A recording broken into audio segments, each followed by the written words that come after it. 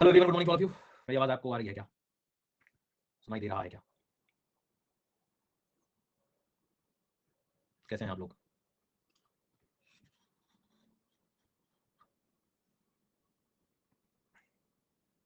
बहुत बढ़िया।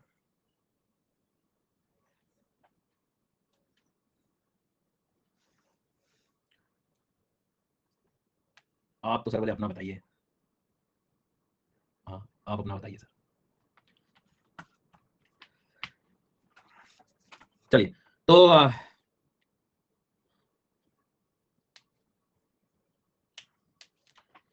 से हम लोग जो है कल कल की क्लास आप देख के आए होंगे, मुझे ऐसा लग रहा है। अगर आप एनवायरनमेंट शुरू कर रहे हैं तो आपको यही मैं कहूँगा कि आप पहले कल वाली क्लास को देखें, है ना?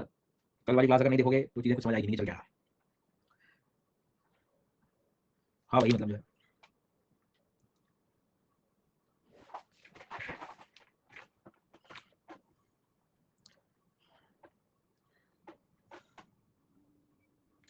ठीक है, शुरू करते हैं हम लोग पढ़ना। क्या क्या पढ़ रहे थे कल? कल तो जो है हमने बेसिक ओवरव्यू लिया था सब्जेक्ट का।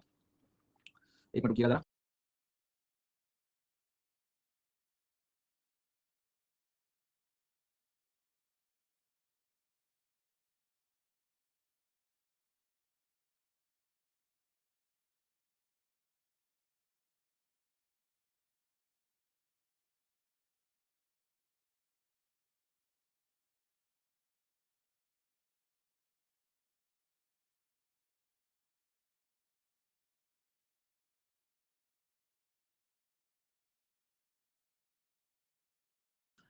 तो सबसे पहले हम लोग पिलर 1 की शुरुआत करेंगे आज से।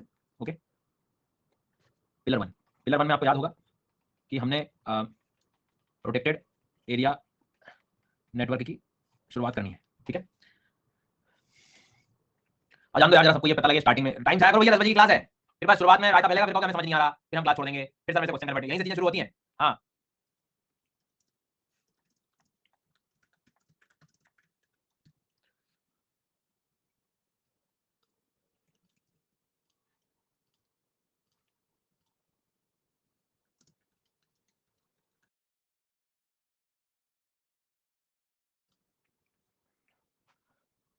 ठीक है, चलो। तो पिलर 1 जो है वो हम शुरू करेंगे। पिलर 1 में हम लोगों ने स्पेशली प्रोटेक्टेड एरिया नेटवर्क के बारे में पढ़ना शुरू किया है।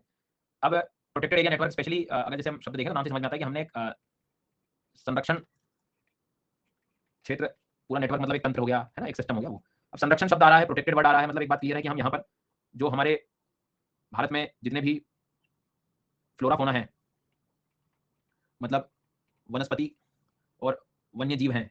वन्य जीव मतलब जो सुनते आए हो आप लोग बचपन से, बेसिकली वाइल्ड लाइफ एनिमल्स, इन सबको हमें क्या करना होता है? कंजर्व करना होता है, प्रोटेक्ट करना होता है।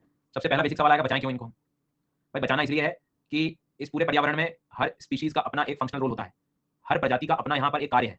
जैसे हम हमारे घर का उदाहरण लें तो हर एक व्यक्ति का कुछ काम है, हर व्यक्ति का कुछ फंक्शन है, हर व्यक्ति का कुछ अपना रोल है। वैसे ही इस नेचर को बैलेंस करने के लिए, नेचर को मेंटेन करने के लिए, सर्वाइव करने के लिए, स्टेबिलिटी की ओर ले जाने के लिए सारे जीव जंतुओं का कुछ ना कुछ योगदान होता है। अगर हम बेसिक एकदम बेसिक बात भी करें तो जैसे पेड़ पौधे हैं, बिना पेड़ पौधों के अगर हम बात करें तो पेड़ पौधों का अपना क्या योगदान है यहाँ पर? तो पेड़ पौधे एक ऐसी चीज है जो सनलाइट से अपना फूड बना पा रही है। तुम्हें और कोई नहीं मिलेगा ऐसा फंक्शन करने वाला कि फ्री एनर्जी से फोटोसिंथेसिस से फूड बन जाए, क्योंकि जब ये पेड़ पौधे होंगे तो ही इसको दूसरी प्रजाति कुछ खा पाएगी। जैसे डियर है, डियर ग्रास खा रही है, तो डियर ग्रास तभी खा पाएगी जब ग्रास का एक्जिस्टेंस होगा। ग्रास मतलब वो व्यवस्था जो सनलाइट से खुद अपना पोषण कर रही है, कार्बोहाइड्रेट बना रही है। मतलब आप समझिए कि हर एक स्पीशीज को संभालना, अगर ग्रास खत्म हो जाए, पेड़ पौधे खत्म हो जाए, तो जो शाकाहारी लोग हैं उनका क्या होगा? अच्छा, डियर अपने आप को संभाल रही है, खा रही है डियर, जो भी डियर को अब लॉयन खाएगा। डियर का कितना बड़ा योगदान है? क्या लॉयन डायरेक्ट शाकाहारी है? क्या घास वगैरह खा सकता है? बिल्कुल। तो डियर का सबसे बड़ा काम इस नेचर में है कि वो कार्बोहाइड्रेट को प्रोटीन में कन्वर्ट करके दे रहा है। ऐसी मशीन है ये, मतलब डियर ना हो तो लॉयन का क्या हो, ये सोचो आप। तो आपको समझ में आएगा कि हर एक प्रजाति का इस नेचर में कुछ ना कुछ योगदान है, और हर एक के होने से किसी को फर्क भी पड़ता है, और तभी पूरा ये इकोसिस्टम, पूरा ये जितना भी तंत्र है वो चल पाता है। अब एज अ ह्यूमन हमें थोड़ी सोचने समझने की जो है बुद्धि दी गई है, होमो सेपियंस, थोड़े से और आगे आ गए हम, सेपियंस सेपियंस लग गए। तो थोड़ी बहुत तो बुद्धि का इस्तेमाल करें हम कि इस नेचर को पढ़ें और देखें कि हर एक जब स्पीशीज का, प्रजाति का कुछ योगदान है तो उनको कंजर्व तो करना पड़ेगा सर।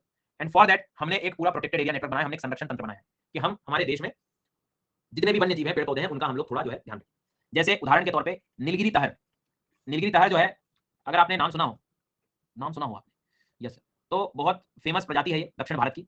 और नहीं सुना हो तो कोई बात नहीं, फोटो देखो और आनंद लो। तो मैं दिखाता हूँ आपको फोटोज की नीलगिरी तहर की। ये देखो, ये बोर्ड दिखाई दे रहा है तुम्हें? अब कुछ ऐसी प्रजातियां होती हैं जो पेड़ पौधे पत्तियां जो है वो खाती रहती हैं। अगर ये ना हो तो वो पेड़ पौधे इतने बढ़ जाएं कि इतने ज्यादा बढ़ जाए कि दूसरे पेड़ पौधों को न लगने दें। कई बार आपने देखा होगा ना, कुछ ग्रास बड़े आक्रामक होते हैं, इन्वेसिव होते हैं, इतना ज्यादा ओवर उनका डेवलपमेंट होता है कि दूसरे पेड़ पौधों की प्रजाति लग ही नहीं पाती। तो उसको कंट्रोल करने के लिए इस तरह के जीव जंतु की जरूरत पड़ती है। पिछले 5 मिनट के डिस्कशन से बस मैं ये बताना चाहता हूँ कि इस नेचर में जो भी तुम्हें आसपास जीव जंतु दिखाई देते हैं, उनका कुछ ना कुछ योगदान है। वो गाजर घास, कांग्रेस घास देखा होगा आपने, जहां वो लग जाए वो किसी को न लगने देता। जी सर। तो कहने का मतलब ये है कि हर एक जीव जंतु का अगर रोल है तो उसको प्रोटेक्ट हमें करना पड़ेगा, and for that protected area network हम लोगों ने बनाया है। ठीक है जी, प्रोटेक्टेड एरिया नेटवर्क। अब नेटवर्क से एक बात तो समझ आती है कि कोई एक चीज नहीं है, तंत्र है, मतलब एक तरह से हम चीजों का संरक्षण कर रहे हैं, संरक्षण क्षेत्र बना रहे हैं। अब ये एक ऐसी व्यवस्था है, कोई सुनेगा तो है नहीं, है ना, कि मतलब जो है अभी मैं ज्ञान देना शुरू कर दूं तो 100 में से 10 लोग ही मानेंगे कि हाँ यार संरक्षण करना है, बाकी 90 को कोई कुछ नहीं पढ़ा है। 90 को बोले भैया मैं तो मेरा जीवन जीऊंगा, खाना चाहिए मुझे तो शाम का। सरकार फिर क्या करती है, चीजों को थोड़ा सा रूल्स रेगुलेशन में लेकर आती है। तो आपने देखा होगा हमने इसी प्रोटेक्शन वर्ड से निकाला तो हमने एक एक्ट बनाया हुआ है, वाइल्ड लाइफ प्रोटेक्शन एक्ट 1972।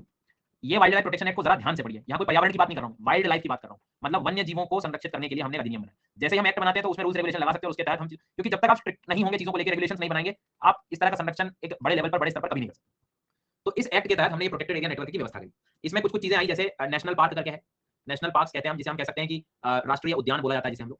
ठीक है। दूसरा हम बोलते हैं नेशनल पार्क के साथ साथ वाइल्ड लाइफ सेंचुरी, वन्य जीव अभयारण्य। फिर कंजर्वेशन रिजर्व करके बनाए गए संरक्षित क्षेत्र जो होते हैं। फिर कम्युनिटी रिजर्व बनाए गए। ये सब पढ़ाऊंगा, घबराने की जरूरत नहीं, सिर्फ एक बेसिक ओवरव्यू दे रहा हूं। ठीक है। मतलब कम्युनिटी रिजर्व का मतलब होता है, कम्युनिटी का मतलब आप समझ गए होंगे कि जो भी आसपास रहने वाले समुदाय हैं उनसे संबंधित। तो हमने क्या करा, प्रोटेक्टेड एरिया नेटवर्क के नाम पे टोटल कितनी चीजें बनाई, फिलहाल अगर हम लोग देखें तो टोटल हमने 4 चीजें बनाई। ठीक है जी।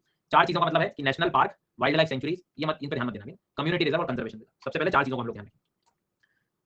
ऐसी और भी तुम चीजें सुनोगे रिजर्व के नाम पे, टाइगर रिजर्व सुनोगे, एलिफेंट रिजर्व सुनोगे, बायोस्फीयर रिजर्व सुनोगे, बट इधर पे अभी फोकस बिल्कुल नहीं करना। अभी आपको सिर्फ 4 बातों पे ध्यान देना। क्या बताया हमने, देखो लिंक मत टूटने देना। हमें आसपास का जितना भी हमारे आसपास फॉरेस्ट एरिया है, फ्लोरा फोना है, वन्य जीव है, वनस्पति, उनको संभालना है। संभालने के लिए हमने एक नेटवर्क बनाया है और उसमें मान के चलिए ऐसी 4 व्यवस्था रखी है, wild life sanctuaries, national park, community reserve, conservation. Wild life sanctuary is like वन्य जीव अभयारण्य, नेशनल पार्क इज राष्ट्रीय उद्यान, कम्युनिटी रिजर्व और कंजर्वेशन। मेरा सबसे पहला सवाल जो उठेगा वो ये उठेगा कि सर जीव जंतुओं को बचाना है, मैंने कहा बचाना है, तो हम एक ही कोई चीज बनाते हैं, नेशनल पार्क बना दो या कुछ भी एक बना दो, ये 4 की व्यवस्था की क्या जरूरत है? आप समझिए, पहला क्वेश्चन ये आना चाहिए हमारे दिमाग में कि एक ही चीज बनाओ और खत्म करो, पूरा सबको रेगुलेट, कोई कहीं नहीं जाएगा, ले सब सुरक्षित। यही तो सर पिक्चर गड़बड़ हो जाती है। अब उदाहरण के तौर पे मैंने रूल्स बना दिए कि फॉरेस्ट एरिया में कोई नहीं जाएगा, ठीक है, कोई सब रिस्ट्रिक्ट है क्योंकि मुझे इन लोगों को बचाना है।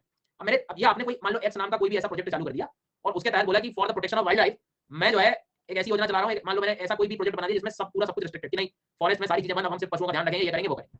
मेरे 3-4 सवाल है, उस क्षेत्र में रहने वाली ट्राइब्स के अधिकारों का क्या होगा, जो जनजाति वहां रहती है उसका अधिकारों का क्या होगा, क्योंकि वो ट्राइब तो वहां पर कुछ ट्राइब्स ऐसी भी हैं, थोड़ा बहुत शिकार भी कर देती होंगी, लकड़ियां इकट्ठी कर रही हैं, उनके पशुओं को ग्रेजिंग कराने की व्यवस्था, पशुचारण, क्योंकि पशु नहीं खाएंगे तो उनको दूध वगैरह सब कहां से मिलेगा, फॉरेस्ट प्रोड्यूस का क्या होगा, पहला सवाल।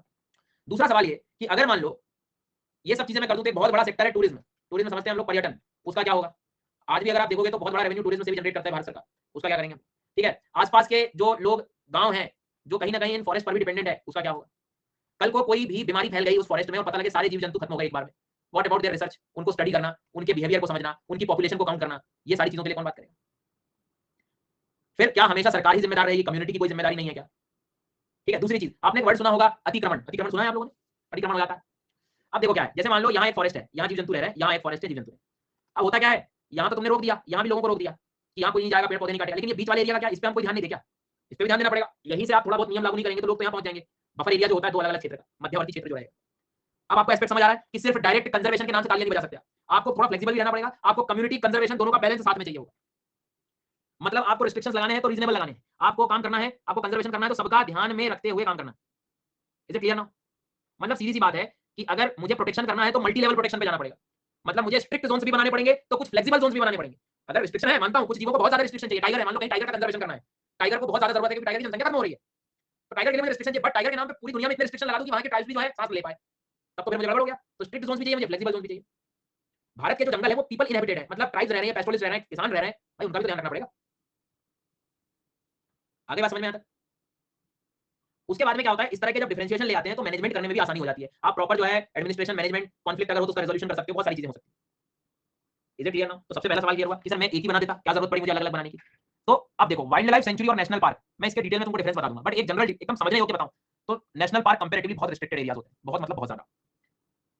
वाइल्ड लाइफ सेंचुरी थोड़ा सा रिस्ट्रिक्शन इसमें कम हो जाता है, इसमें अलाउ हो जाती है कुछ चीजें, ग्रेजिंग वगैरह, वहां के जो लोग हैं ट्राइब्स हैं उनके लिए सारी चीजें, अभी जैसे हम बात कर रहे थे एक ही रिस्ट्रिक्शन से काम हो जाएगा, हमें कहीं तो फ्लेक्सिबल रहना पड़ेगा। हाँ, लेकिन हमारा बेसिक थॉट प्रोसेस वही है। क्या थॉट प्रोसेस है कि हमें दोनों को संभाल के चलना, मतलब हमें इनडायरेक्टली वन्य जीव को सुरक्षित रखना, बट कहीं कहीं पर हमें फ्लेक्सिबल चाहिए, होना पड़ेगा। तो दोनों का जो बेस है, एक लॉजिक आप कह सकते हो, वो तुम्हें समझ में आ जाएगा कि कंपैरेटिवली रिस्ट्रिक्शंस हैं लेकिन कंपैरेटिवली कम भी है वाइल्ड लाइफ सेंचुरी। अगर किसी एक प्रजाति को मुझे संरक्षण करना है तो मैं वाइल्ड लाइफ प्रोटेक्शन से भी काम करा सकता हूँ। एक बड़ा पूरा एरिया को संरक्षित करना है तो मुझे फिर तो मैंने कुछ आपके एक डिफरेंस सा लेके आया, स्लाइड दिख रही है सबको, एक आपको बेसिक आइडिया लग जाएगा इससे।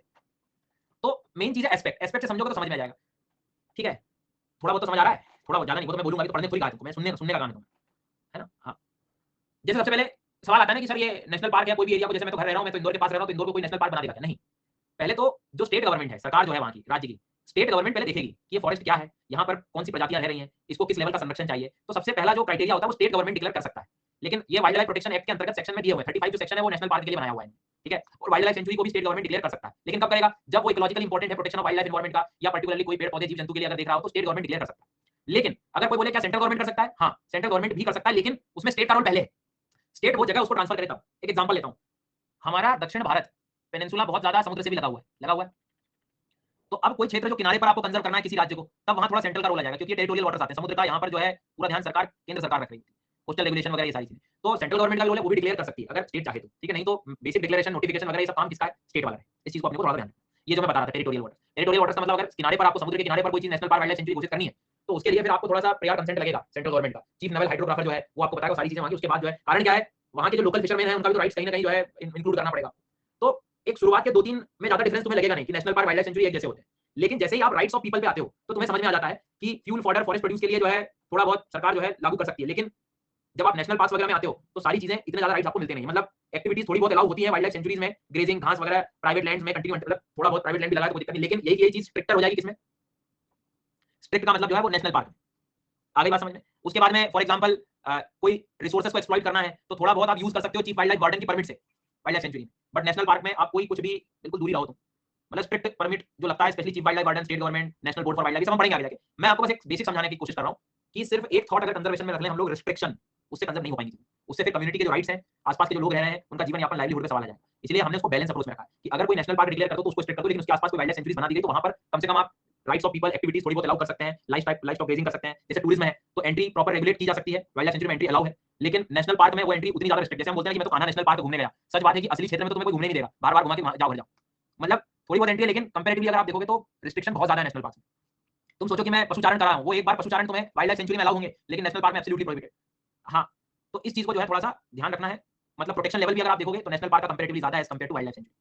तो आपको बेसिक आइडिया समझ में आ गया कि मैं इस एक्ट के तहत अगर प्रोटेक्शन, मतलब अगर हम लोग ऑब्जर्व करें, अरे कुछ पर्टिकुलर रीजन, अयाज कॉपी पेस्ट से कोई फायदा नहीं है, ध्यान देने की बात है। कोई पर्टिकुलर क्षेत्र स्टेट अगर ट्रांसफर कर रहा है तो वो देखेगा, जैसे मैंने किनारों की बात करी, वहां इसका योगदान आ गया। कोई स्ट्रेटेजिक लोकेशन है कि सेंट्रली उसका ध्यान रखेगा, तब उस सेंस में बात कर रहा है। नहीं तो बेसिक नोटिफिकेशन, डिक्लेरेशन सब किसके हाथ में जाता है, क्योंकि ध्यान भी, अथॉरिटी भी उसकी स्टेट की ज्यादा रहेगी। इस चीज को आपको ध्यान रखना।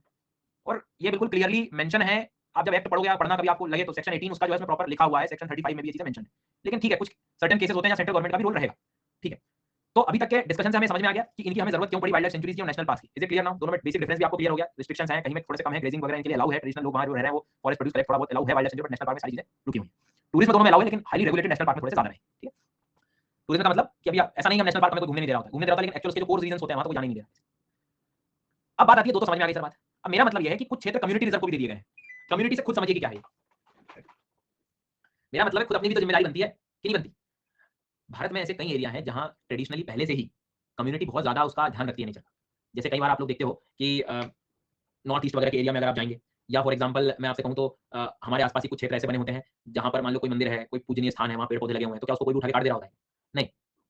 ओरण हो गए तो पवित्र स्थान हो गए। तो ऐसे कुछ जगह ऐसी हैं जहां पे कम्युनिटीज का अपने आप में काफी बड़ा योगदान होता है, कम्युनिटी उसका थोड़ा सा जो है ध्यान रख रही है, ठीक है। तो कुछ कम्युनिटी रिजर्व भी बनाए गए हैं। लेकिन एक और है कंजर्वेशन रिजर्व। कंजर्वेशन रिजर्व का मतलब आप ऐसा समझ लो कि मान लो यहाँ एक वाइल्ड लाइफ सेंचुरी है, एक नेशनल पार्क है, एक वाइल्ड लाइफ सेंचुरी किसी राज्य में, तो धीरे ये इसका जो बफर एरिया होता है, बीच वाला जो एरिया होता है, ये अगर मैं कंजर्वेशन रिजर्व में रख दूं तो मुझे समझ में अच्छा ध्यान रखना है, कंपैरेटिवली ये बहुत ही कम रिस्ट्रिक्शन वाले होते हैं, इसमें लोग आना जाना सब कुछ कर सकते हैं, इनको नेशनल पार्क जैसे इमेजिन नहीं करना, ठीक है। तो ये जो national park wild life century के बीच वाले एरिया, उनको थोड़ा अगर कंजर्वेशन रिजर्व बना दें हम तो इनका संरक्षण, बेसिकली ये शॉक एब्जॉर्बर का काम करना है कि नेशनल पार्क में पहुंचने से पहले कंजर्वेशन सिखा दो लोगों को। कॉरिडोर्स हो गए, मान लीजिए कि एक एलिफेंट वाला एरिया ये है, दूसरा एलिफेंट वाला एरिया ये है, अब ये दोनों एलिफेंट के क्षेत्र कनेक्टेड है, एक रोड या एक रीजन से, कुछ पेड़ पौधे लगे हुए हैं, तो उसको भी तो आप कंजर्व करना पड़ेगा, तब तो ये दोनों जगह सेफ रहेंगी। तो बफर एरियाज होते हैं। हालांकि ये कॉन्सेप्ट बहुत बाद में आए, मतलब आपको मैं बताऊं तो कंजर्वेशन रिजर्व और जो कम्युनिटी रिजर्व है, जो हमारे संरक्षण क्षेत्र हैं और जो समुदाय वाले जो क्षेत्र हैं, ये शुरुआत से वाइल्ड लाइफ प्रोटेक्शन एक्ट में नहीं थे, शुरुआत से नहीं रखे। ये जो है पहली बार इंट्रोड्यूस किए 2002 में, अमेंडमेंट 2002 के बाद, ठीक है, 2002 की बात, यस 2002 में इसको ऐड किया गया। तो यहाँ से बढ़िया सवाल आ सकता है, क्या आ सकता है कि क्या वाइल्ड लाइफ प्रोटेक्शन एक्ट में 4 में से शुरुआत में कौन से थे? 1972, मतलब स्टार्टिंग से अगर हम लोग देखें तो wild life century, national park का तो प्रावधान था, लेकिन कम्युनिटी रिजर्व, कंजर्वेशन रिजर्व, ये दोनों जो है अगर आप देखोगे तो ये दो जो है वो ये बाद में ऐड किए गए। बदलाव होते रहते हैं ना, मतलब बाद में ध्यान आएगा यार सही बात है, कम्युनिटी वाली भी तो चीज होती है, समुदाय भी तो चीजों को संरक्षण कर रहा है, समुदाय की जिम्मेदारी तो चलो उसका भी ऐड कर देते हैं। दो नेशनल पार्क के बीच का कुछ ऐसा भी हम कर सकते हैं कि जहां पर उनका भी ध्यान रखना है, तो फिर वो इस तरह से सारी चीजें शुरुआत होगी। ठीक है, तो इस चीज को जो है थोड़ा सा आप लोग ध्यान रखना। तो अभी तक आप लोगों ने क्या सीखा है बेसिक, अगर हम लोग देखें तो अच्छा, अब ब्लैंक स्लाइड दिख रही होगी अभी तो आपको, कोई बात नहीं।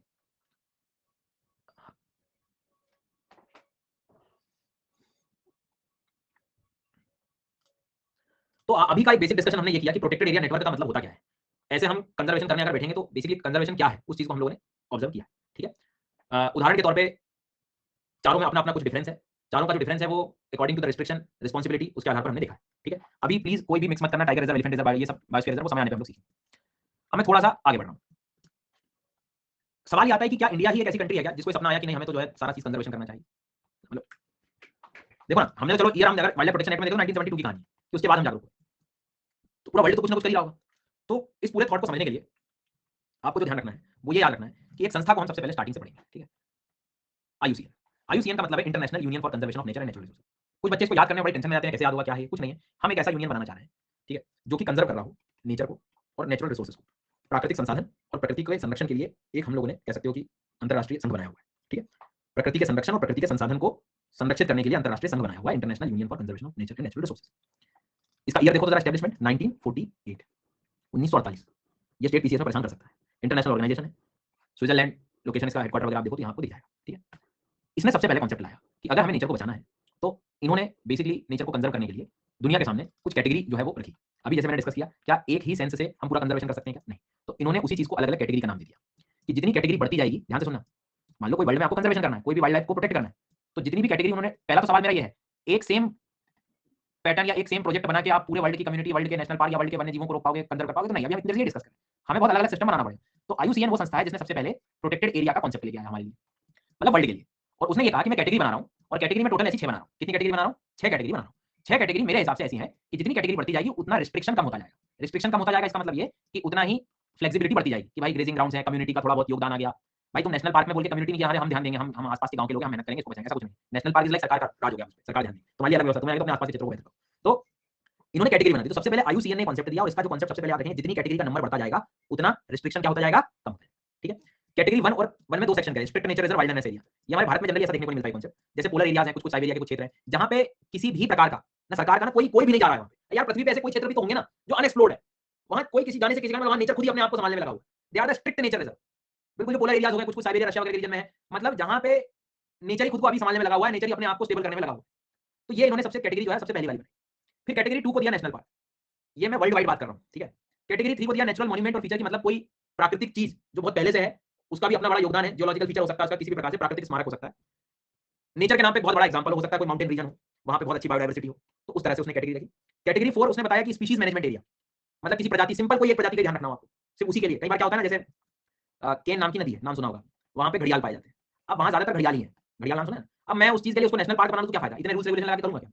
इतनी फिर सरकार का काम भी बढ़ गया, जिम्मेदारियां बढ़ गई, एडमिनिस्ट्रेशन सब। इससे अच्छा इसको स्पीशीज मैनेजमेंट एरिया बनाओ, मतलब वाइल्ड लाइफ सेंचुरी बना दो कि इसे घड़ियाल के मुझे ध्यान रखना, ऑटोमेटिकली वो क्षेत्र बेहतर हो जाएगा। तो इतने हाई रिस्ट्रिक्शन की क्या जरूरत, तो मैंने इसको वाइल्ड लाइफ, तो इन्होंने भी ऐसी कैटेगरी बनाई स्पीशीज मैनेजमेंट एरिया। ऐसे फिर कैटेगरी 5 बनाई जिसमें एक बहुत बड़ा अगर एरिया है, बहुत ज्यादा बड़ा एरिया, जहां पे थोड़ा सा रिस्ट्रिक्शन कम कर दिया गया, और ऐसी category 6 protected area with sustainable use of natural resources. देखो अभी बड़े यहाँ पे यूज वर्ड का मतलब क्या, अगर तुम नेचुरल रिसोर्सेज का यूज कर रहे हो तो लॉजिकली सोचो रिस्ट्रिक्शन है क्या वहां पे, किसी का इस्तेमाल कर रहे हो, फॉरेस्ट एरिया को इस्तेमाल कर रहे हो। तो ये आईयूसीएन वाली कैटेगरी थी। इन्हें वर्ल्ड के सामने ऐसा रखा कि आप कोई क्षेत्र को अपने देश में प्रोटेक्ट करना चाहते हो तो ऐसी कैटेगरी बना सकते हो। कैसी कैटेगरी कि कोई क्षेत्र जहां अनएक्सप्लोर्ड है, मतलब स्ट्रिक्ट नेचर रिजर्व है, वहां कोई नहीं जा पा रहा है, कोई ऐसा क्षेत्र नेशनल पार्क थोड़ा रिस्ट्रिक्टेड बना दो, कोई नेचुरल मॉन्यूमेंट उसको बना दो, स्पीशीज सेंट्रिक बना दो। फिर और अगर लगे तो आपको नेचुरल रिसोर्सेज यूज करने तो उसके अकॉर्डिंग आप बना दो। तो हमने जो इसमें से कंसीडर किया हमारे इंडिया के लिए, वो कंसीडर किया category 2 national park. Species management के लिए वाइल्ड लाइफ सेंचुरी वाला कॉन्सेप्ट कैटेगरी 4। कंजर्वेशन रिजर्व मतलब जो आप कह सकते हो कि बफर एरिया जो था वो कैटेगरी 5 में आता है। और कम्युनिटी अगर है तो कम्युनिटी यूज भी करेगी, और कोई चीज अगर यूज कर रहे हो आप उसको संभालते हुए तो रिस्ट्रिक्शन कम हो जाएगा, तो ऑटोमेटिकली कैटेगरी 6 हो गई। मतलब अगर हम लोग देखें हमारे इंडिया के रिस्पेक्ट में, तो नेशनल पार्क ये हमने कॉन्सेप्ट ये वाला उठा लिया इंडिया ने, इसको कैटेगरी 2 में रख के हमने क्या बोल दिया, हमारे लिए प्रोटेक्टेड एरिया नेशनल पार्क। ठीक है जी। उसके बाद में स्पीशीज सेंट्रिक बनाया, तो इसको हमने क्या बोला, हमारे देश में वाइल्ड लाइफ सेंचुरी बोला, इसलिए कैटेगरी 4 रखा हमने इसको। लेकिन इन दोनों के बीच के एरिया को भी तो संभालना था ना, पर हम क्या पूरा रोड वगैरह कुछ भी नहीं बनाते, क्या बनाते, थोड़ा बहुत रिस्ट्रिक्शन कम है वहां पे। तो कैटेगरी फिर हमने 5 यूज करी फॉर व्हाट, कंजर्वेशन रिजर्व के लिए, संरक्षण क्षेत्र। ठीक है, उसके बाद में कैटेगरी 5 जो हमने, मतलब 6 वाला जो कैटेगरी है वो कम्युनिटी के लिए, भाई क्योंकि कम्युनिटी जितने भी समुदाय वहां के लोग हैं, अगर कोई क्षेत्र को कंजर्व कर रहे हैं तो आना जाना घूमना फिरना सब कुछ रहेगा, रिस्ट्रिक्शन तो है नहीं, इसलिए हमने रिस्ट्रिक्शन लोएस्ट रखा है इसमें कैटेगरी। तो आईयूसीएन ने दिया है ये कॉन्सेप्ट। अब ये तो कोई नहीं कहता कि तुम बाइंडिंग हो, तुम देश को मानो ही, मतलब ऐसा कहीं नहीं है, बट अगर आप आइडिया उठा रहे हो तो यहाँ से लीजिए, और तरीका भी सही था, और इसके हिसाब से लोगों ने जो है इसको बेहतर स्थिति पे लेकर आए। तो सबसे पहले प्रीलिम्स एग्जाम में, स्टेट पीसीएस के एग्जाम में आपसे ये पूछा जा सकता है, अरे तभी तो एक क्वेश्चन आता है कि arrange all these protected network in the levels of restrictions. तो हमें लेवल ऑफ रिस्ट्रिक्शन पता किसे लगे? आईयूसीएन से पता लगे। तो हम नेशनल पार्क को सबसे रिस्ट्रिक्टेड मानते हैं। फिर उसके बाद में या ऐसा भी कह सकते हो कि national park is more restricted than wild life sanctuary, is more restricted than community reserve, is more restricted than conservation reserve और फिर कम्युनिटी रिजर्व। तो कैटेगरी सबकी याद रहेगी कि 4 किसकी है, 5 किसकी है, 6 किसकी है और 2 किसकी है। कोशिश करिए। तो कैसे करेंगे? सबसे रिस्ट्रिक्टेड चीज क्या है? नेशनल पार्क है। सबसे कम मतलब कम्युनिटी जहां जा सके तो कम्युनिटी रिजर्व हो गया, है ना, समुदाय वाला संरक्षण। वाइल्ड लाइफ सेंचुरी हो गया और कंजर्वेशन रिजर्व। और कंजर्वेशन रिजर्व और कम्युनिटी, ये दो कांसेप्ट हमने कब ऐड करे? शुरुआत से ही थे क्या ये एक्ट में हमारे? शुरुआत से ही थे एक्ट में हमारे? शुरुआत से ही थे क्या? नहीं सर, ये 2002 में। क्या नेशनल पार्क और ये सब कांसेप्ट हमने खुद ही उपज किए हैं कि किसी की मदद से आए हैं? Yes sir. तो इसको हम लोगों ने रखा है आईयूसीएन। स्थापना कब हुई थी इसकी? 1948। टोटल कितनी कैटेगरीज बनाई इन्होंने? Total 6 categories. कैटेगरी बढ़ेगी तो रिस्ट्रिक्शन क्या होगा? रिस्ट्रिक्शन कम होगा। हमने नेशनल पार्क के लिए कौन सी कैटेगरी उठाई है? सेकंड। वाइल्ड लाइफ सेंचुरी के लिए जहां रिस्ट्रिक्शन कम है थोड़ा सा, दैट इज 4। कंजर्वेशन रिजर्व के लिए 5 और सबसे कम क्योंकि कम्युनिटी का भी रोल अगर है वहां पे। Is it clear now? समझ आ रहा है? थोड़ा शुरू में हम स्लो चलेंगे, चीजें पता होनी चाहिए। कई बार आज आप जो चीजें सीख रहे हो ये ऑलरेडी एग्जिस्टेंस में थी, लेकिन हम ऊपर ऊपर नेशनल पार्क पढ़ के खत्म कर लेते हैं चीजों को। आज हमें चीजें समझ आ रही है ना कि भाई कहां से आई है सब, ये क्यों कांसेप्ट आए, ऐसे कैसे कोई सपना आ गया क्या?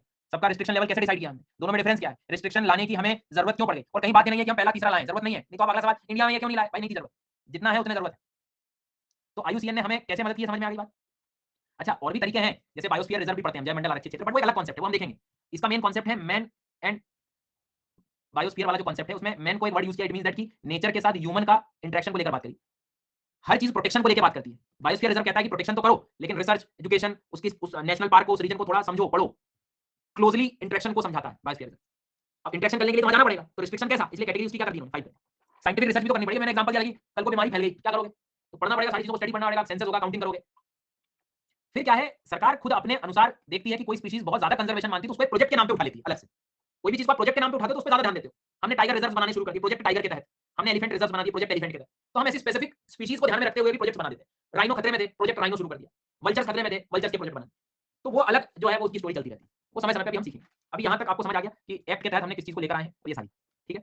टाइगर रिजर्व भी जब बनाए गए तो टाइगर रिजर्व के लिए भी प्रॉपर सारी चीजें लेकर आए हमने। 1973 में प्रोजेक्ट टाइगर लॉन्च करा। उसके बाद में हमने हमारे वाइल्ड लाइफ प्रोटेक्शन एक्ट में अमेंडमेंट किया, फिर टाइगर कंजर्वेशन अथॉरिटी बनाई और टाइगर्स पे भी हमने काम शुरू किया। तो समय समय पे चीजें बदलती रही, वो अपन फिर और इनके बारे में डिस्कस कर लेंगे। लेकिन अभी आप इतना समझ लो कि टाइगर रिजर्व को बनाना इज लाइक, जब समय आते हो टाइगर को संरक्षित क्यों करना, आप एक बेसिक चीज समझो। टाइगर फूड चेन में सबसे ऊपर बैठता है। टाइगर हो गया, लॉयन हो गए, है ना, ये सबसे एपेक्स प्रेडेटर होते हैं। ये नीचे वाले जीव जंतुओं को खाते हैं। डियर को खा लिया, मान लो किसी रैबिट को खा लिया, किसी भी चीज को खा लिया। तो जब खा रहा होता है तो शांति से बैठा हुआ व्यक्ति, ओहो देखो टाइगर ने खा गया, उसको कैसे होगा बेचारा। बट थोड़ा प्राकृतिक दृष्टिकोण से देखो कि डियर को खाना जरूरी था। डियर की जनसंख्या कंट्रोल रहती है इससे, अच्छा किया थोड़ा खा लिया। क्योंकि अगर टाइगर खत्म हो गए, लॉयन खत्म हो गए, तो ये डियर इतनी ज्यादा बढ़ जाएंगी ना, इतनी ज्यादा डियर हो जाएंगी, इनकी पॉपुलेशन अनकंट्रोल हो जाएगी। और ज्यादा जनसंख्या हो गई तो इनका रिसोर्स जो है घास, वही खत्म हो जाएगा। एक टाइम के बाद इनके रिसोर्स के लिए खुद ही लड़ेंगे। सर्वाइवल ऑफ द फिटेस्ट, पता लगे खुद को एक्सटिंक्ट कर लिया, प्रजाति ही नष्ट हो गई। तो एक दो खत्म हो जाए तो अच्छी बात है, इंस्टेड ऑफ की पूरी स्पीशीज खत्म हो जाए, है ना। तो ये भी एक समस्या है, जनसंख्या किसी की ज्यादा बढ़ना भी कठिन है, मतलब बहुत समस्या वाली बात हो जाती है।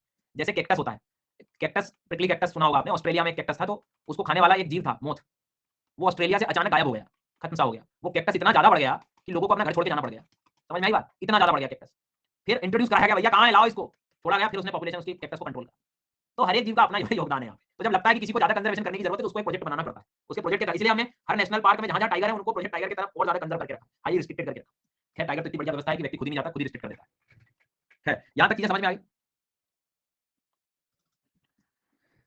बायोडाइवर्सिटी रिजर्व मतलब बायोस्फीयर रिजर्व वगैरह को लेकर हम बात कर रहे हैं। ये समय आगे जब सिखाऊंगा, समय डिफरेंस है। अभी तो हमने बेसिक बातें बता दी। कैटेगरी वगैरह तुमको याद होगी, रैंडम 6 पूछ लूंगा तो क्या होता है भाई, 6 से याद करो, जो सबसे यूज करने वाली बात आ गई। हाँ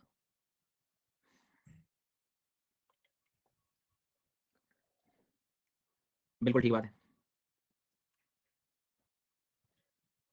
केशवपुर नाम सुना है आप लोगों ने? केशवपुर नाम पढ़ते हैं हम लोग, यूं कर रहे हो, वेटलैंड पढ़ते हैं। केशवपुर मियानी पंजाब में, वो एक कम्युनिटी रिजर्व आप कह सकते हो, जो कि आप मतलब वहाँ का जो वेटलैंड इकोसिस्टम है, मतलब जो जलीय तंत्र है, उसको संभालती है वहाँ की कम्युनिटी। तो ऐसे बहुत सारे ऐसे एग्जाम्पल जाते हैं जहाँ कम्युनिटी खुद अपने आप में एक तरह से कह सकते हो जिम्मेदारी ले रही होती है। पर चूंकि वहाँ पे आना जाना लगा रहता है तो कंजर्वेशन स्टेटस थोड़ा सा कम होता है। लेकिन जब भी सरकार को लगेगा कि यहाँ बहुत ज्यादा रिस्ट्रिक्शन की जरूरत है तो कोई बड़ी बात नहीं, उसको वाइल्ड लाइफ सेंचुरी डिक्लेयर कर दे, नेशनल पार्क डिक्लेयर कर दे, कोई बड़ी चीज नहीं, क्योंकि वो तो सब उस स्टेट के हाथ में है। तो according to the protection level चीजें हो जाती है। आईयूसीएन का बेसिक रोल आपको समझ में आ गया, ठीक है। कुछ बेसिक ज्ञान आपको पता होना चाहिए कि 1948 वाला वो याद कर लिया, ये सारे सब कुछ ठीक है। ध्यान रखना, मैं आपको फिर बता रहा हूँ, आईयूसीएन एक ऑब्जर्वर है, मतलब तुम सोचो कि यूनाइटेड नेशन का हिस्सा है, ऐसा नहीं है। कंसल्टेटिव स्टेटस है, मतलब परामर्श वगैरह वाला काम है इसका। और कुछ ऐसे संगठन जैसे world wide fund, world conservation monitoring centre को लागू करने में इसका बहुत बड़ा योगदान था। बट अभी पढ़ने की जरूरत नहीं है, मैं समय आने पे एनजीओ से पढ़ाऊंगा तब हम इसके बारे में सब कुछ पढ़ेंगे। अब जो सबसे इंपॉर्टेंट काम है वो हम इसको देखने जा रहे हैं। मतलब देखिए ये क्या है, अब IUCN ने लोगों को कैटेगरी तो दे दी, पर IUCN ने बहुत बढ़िया काम करा। जैसे उसने क्या करा, जितने भी एनिमल्स हैं वर्ल्ड में, वाइल्ड लाइफ है, ठीक है, या पेड़ पौधे भी ले लो, ट्रीज भी ले लो, कोई बड़ी चीज नहीं है, फ्लोरा फौना।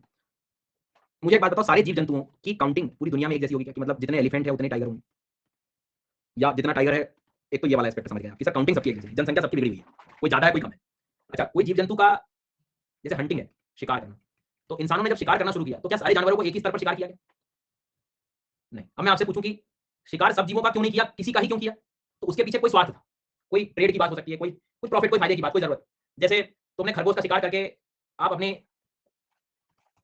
राजा वाली जो कहानी है वो नहीं दिखा सकते, है ना, कि मैंने जो है, हाँ, कि मैंने जो है सर खरगोश मारा। लोग उसकी जगह किसका शिकार कर रहे थे? लोग उसकी जगह किसका शिकार कर रहे थे? शेर का करा। अरे चीते खा गए, चीता को तो चीता तो चला ही गया, चीता को तो इन्हें आजादी बस दिखाई है थोड़ी सी, ये बस देख ले हो गया यार, अब तू बस वो इसके बाद आ जा। नामी याद हवाई जहाज लाना पड़ा, चीता भी समझ में, अब मैं नहीं आऊंगा तुम्हारे हवाई जहाज से, आऊंगा मैं, एयर लिफ्ट कराऊं मुझे, मैं बैठा हूं किस्मत के भरोसे, वो खुद मेरे पास चल के आएंगे। जी हाँ, वो खुद मेरे पास चल के आएंगे। तो मैं ये कह रहा हूँ कि हंटिंग जो करी, हर जीव जंतु की एक तो हुई नहीं, हुई तो कुछ खास प्रजातियों की हुई, और उनका कुछ ना कुछ उसके पीछे स्वार्थ था, प्रॉफिट था।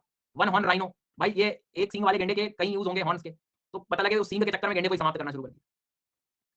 तो धीरे धीरे क्या देखते हैं हम नेचर में कि कुछ स्पीशीज की काउंटिंग ऊपर नीचे होने लगी, पॉपुलेशन खतरे में आ गई, और कुछ तो ऐसी स्पीशीज थी जो बहुत ही ज्यादा महत्वपूर्ण थी, मतलब अपेक्स प्रेडेटर, ऊपर वाली प्रजाति जो नीचे की सबको जनसंख्या को संभालने में लगी हुई है। तो घबराहट वाली बात है, तो किसी को बोले मेडिसिनल यूज है ये, तो आईयूसीएन ने बहुत बड़ा काम करा। आईयूसीएन ने क्या करा, आईयूसीएन ने भाई साहब एक कैटेगरी बनाई, red list, red data book बनाई, ठीक है, लाल किताब, वसीकरण वाली नहीं है ना, रेड डेटा बुक, वसीकरण करवाएंगे। सर की क्लास चल रही है, एक तरफ लाल किताब खोल के बैठा भाई, सर को बस मैं कर लूंगा, सर सिर्फ मुझे ज्योग्राफी पढ़ाएंगे, हाँ, लाल किताब खोल ली साइड में, मैं किसी की नहीं सुनता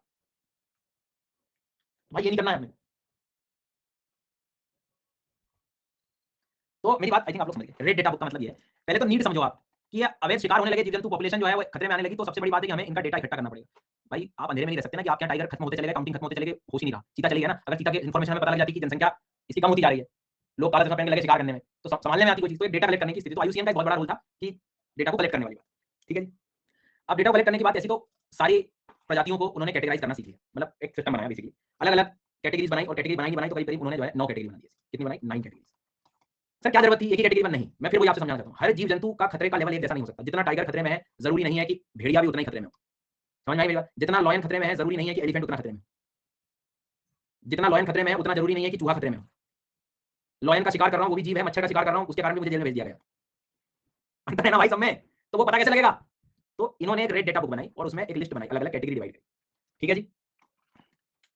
अब कैटेगरी से पहले ये अक्षर के जरा एक बार पढ़ के देखो, सब लोग नजर मारो इसमें जल्दी से, EX EW, इसमें से कोई एक आध वर्ड पहले कभी आपने सुना हो तो।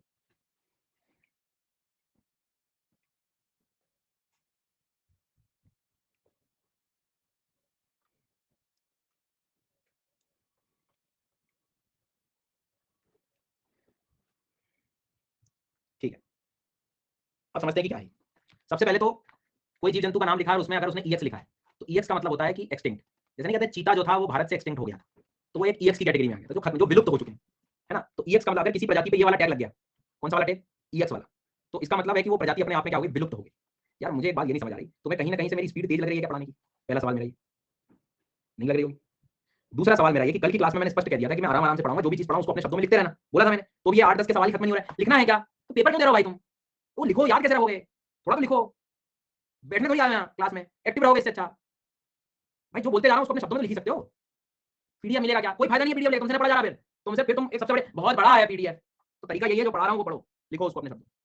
कोई नहीं पढ़ा रहा तुम्हें नेशनल पार्क का मतलब 1-2 घंटे लेके, तो उसको लिख लो जो बोल रहा हूं। अब जैसे मैंने बोला, क्या बोला कि भाई समझ में आ रही है कि आईयूसीएन ने कैटेगरी बनाई है, रेड डेटा बुक बनाई है, उसमें पहली कैटेगरी सर बोल रहा है EX, EX का मतलब होता है एक्सटिंक्ट विलुप्त, लिख लो उसको।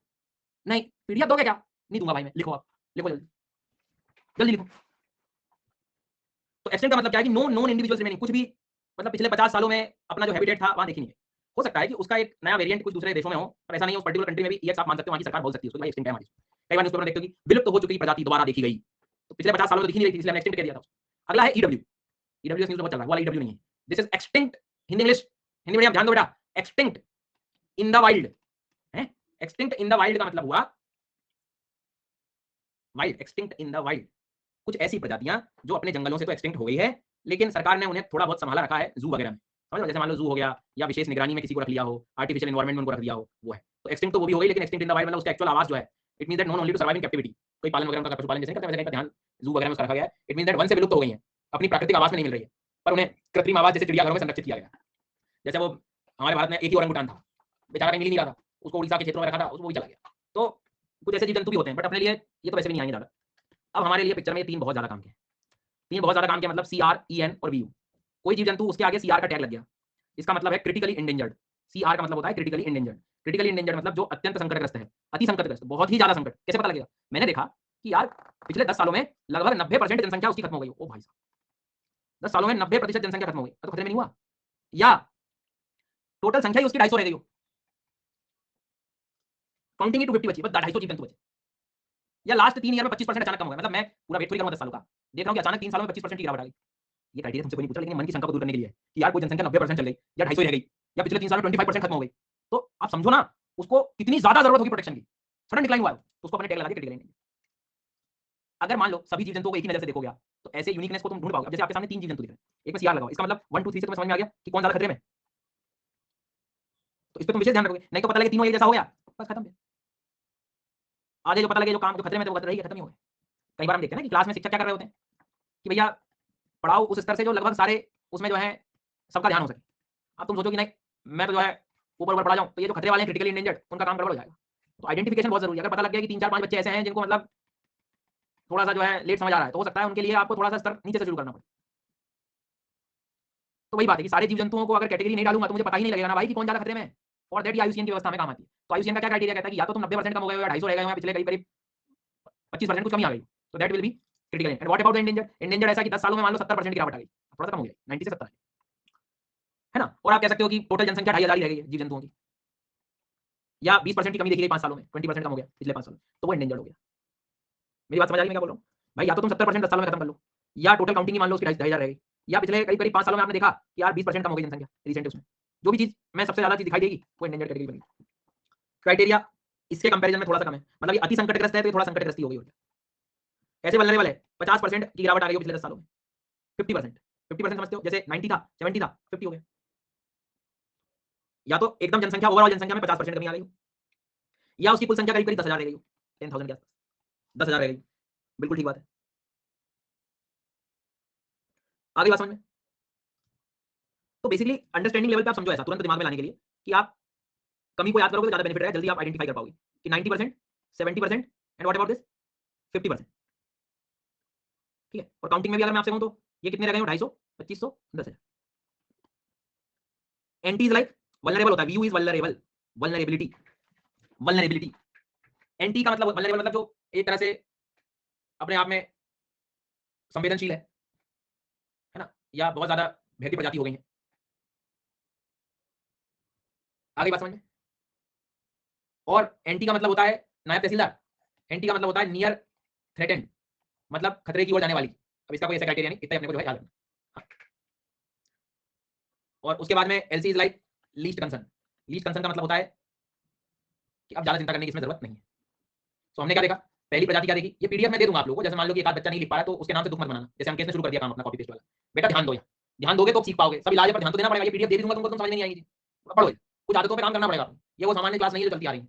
यहाँ ध्यान मतलब थोड़ा मानसिक स्तर पे उठना पड़ेगा कि नहीं भाई मेरे को मेहनत करनी है। उसके नाम से कि मैं तो हिंदी मीडियम का हूँ तो मैं तो ये है नहीं पढ़ना है। ये सब चीजों की कमियों से अपनी पढ़ाई को कमजोर मत समझो। समझ आई बात? पढ़ाई रहा हूँ तो सुनने की कोशिश करो। अभी मैं कोई कह दे इतनी तारीख को सुबह के इतने बजे तुमको इतने रुपए दिए जाएंगे, याद हो गया है, याद हो गया है, लिखना नहीं क्या करूंगा, याद है मुझे, याद है। मीडियम, अरे मेरा हिंदी मीडियम होगा, उर्दू कुछ भी हो, याद है। सबसे पहले मेहमानों की शादी की पत्रिका इंग्लिश में आ रही है, लेकिन इन्हें पता है कि खाना जो है कहाँ होने वाला है, कितने बजे। तो मैं कह रहा हूँ सुनो ध्यान से, उसमें भी समझ जाएगा, कुछ नहीं, सिंपल है। तो हमने बोला कि जो विलुप्त है प्रजातियां, जो विगत 50 वर्षों में अपने प्राकृतिक आवास में नहीं देखी गई हैं, एक्सटिंक्ट इन द वाइल्ड, मतलब वनों से जो विलुप्त हो चुकी हैं, अपने प्राकृतिक आवास में तो नहीं देखी गई, लेकिन कृत्रिम आवास चिड़ियाघरों में संरक्षित किया गया है। क्रिटिकली इंडेंजर्ड 90% चली गई हो, कुल 250 रह गई हो, 25% की जिसमें कुछ कमी आ गई। ऐसे सेम आप इंडेंजर्ड का पढ़ेंगे, संकटग्रस्त प्रजाति जो 10 वर्षों में 70% की कमी आ गई हो, 2,500 से कम रह गई हो, और 5 वर्ष के अंदर 20% की कमियां तो देखी गई, कम हो गई। बिल्कुल ठीक बात है। ऐसे वल्नरेबिलिटी की तरफ हम लोग जाएंगे कि उनमें 50% की कमी आ गई हो, या कह सकते हो कि वर्तमान में उनकी कुल संख्या 10,000 से कम रह गई हो। 10 वर्ष में 10% की कमी का मतलब यहाँ पर ये कहना चाह रहा है कि भाई जो पॉपुलेशन अपने आप को रिप्रोडक्शन से भी बढ़ा रही होती है, तो उसमें भी अगर कमी दिख रही है तो भी उसके सेंस में हम लोग बोल सकते हैं। तो बेसिकली वल्नरेबिलिटी वो होगी। और इतना याद करने की जरूरत नहीं, आपको मैं हमेशा बोलूंगा आप 90, 70 और 50 वाला अंतर याद रखो। ज्यादा से ज्यादा काउंटिंग याद रखो, 250, 250, 100 और सीधा 10,000। आगे बस नियर थ्रेटेड मतलब बहुत जल्दी इंडेंजर बन जाएगी, संकटपन्न हो जाएगी। लीस्ट कंसर्न मतलब संकट के मुक्त बिल्कुल। और 8वें नंबर का है कि हमें तो डेटा नहीं मिला, और 9वां नंबर का है कि अभी इवैल्यूएट नहीं किया, आंकड़े उपलब्ध नहीं है। तो ऐसे 9 श्रेणी बनाई इन्होंने। 9 समझ गए? 2 तो एक्सटिंक्ट वाली है, एक तो चली गई और एक जू में बैठी हुई है। 3 खतरे वाली है, एक खतरे के पास वाली है, एक चिंता मुक्त हो गए। ये अब इसका बेनिफिट बताऊं क्या होगा? जब मैं नेशनल पार्क आपको पढ़ाऊंगा किसी भी स्पीशीज के नीचे कुछ भी लिखा रहेगा, तुम्हारी पिक्चर तुम्हारे दिमाग में चलने लगेगी कि कौन कितना ज्यादा खतरे में है। आ गई बात समझ में? एक ही बार बोलूंगा, 2 बार नहीं बोलूंगा, रिपीट नहीं करूंगा। यूपीएससी पॉइंट ऑफ व्यू से कोई न्यूज में अगर स्पीशीज है, ठीक है, न्यूज में अगर कोई स्पीशीज है तो वो तो काम की यही है, बट स्पेशली कोई स्पीशीज ये 3 श्रेणी में अगर आ रही है, 3 श्रेणी में अगर आ रही है, 3 श्रेणी में अगर ये आ रही है, तो ये सबसे ज्यादा काम की है। जो ज्यादा खतरे में है वो ज्यादा काम की है। मेरी बात समझ आ गई? तो एक तो ये वाली स्पीशीज पे बहुत ध्यान देना है, और न्यूज में अगर कुछ स्पीशीज है तो उस पर ध्यान देना। पहली इंपॉर्टेंट बात जो मैंने आपको कही ये थी। दूसरी महत्वपूर्ण बात जो कि दोबारा सुन लो, मुझे बाद में मत कहना, हर एक नेशनल पार्क में मैं कुछ ऐसी स्पीशीज लिखवाऊंगा। आप पहले अटेम्प्ट में भी पढ़ रहे हो ना, तो इसको पढ़ते रहना, कैटेगरी वाइज लिखते रहना साथ में। 10-15 नेशनल पार्क पढ़ने के बाद 15 से 20 बच्चे खड़े हो जाएंगे इस बात को लेके, हमको याद ही नहीं हो रहा है, कैसे स्टेटस याद कैसे होगा। उनके लिए ध्यान से सुनना, तुम्हारा काम अभी सिर्फ पढ़ना है, जो जो चीजें डेली रिवीजन करना है। एंड में मैं तीनों की अलग अलग हम लोग लिस्ट बना लेंगे, इंडेंजर्ड की अलग बना लेंगे, क्रिटिकली की अलग बना लेंगे, और वल्नरेबल की अलग बना लेंगे। लेकिन वो लिस्ट तुमको तभी समझ आएगी, आप लोगों को तभी याद भी होगी जब अभी से थोड़ी थोड़ी मेहनत करोगे। कश्मीरी स्टेट को 2-3 बार अगर पढ़ लोगे आप, आज पढ़ लिया, कल पढ़ लिया, रिवाइज कर लिया, तो 8वें 9वें दिन जब ये लिस्ट में आएगा तो फोटो तो दिमाग में आ जाएगी। तो थोड़ा खुद भी मेहनत करनी पड़ेगी, ये नहीं लिस्ट बना के दोगे कि नहीं, अरे मैं तो बना दूंगा, लेकिन आपका भी तो योगदान चाहिए मुझे। ठीक है, अब मैं आगे बढ़ूंगा, लेकिन उसके पहले कुछ सवालों के जवाब आपको देने पड़ेंगे।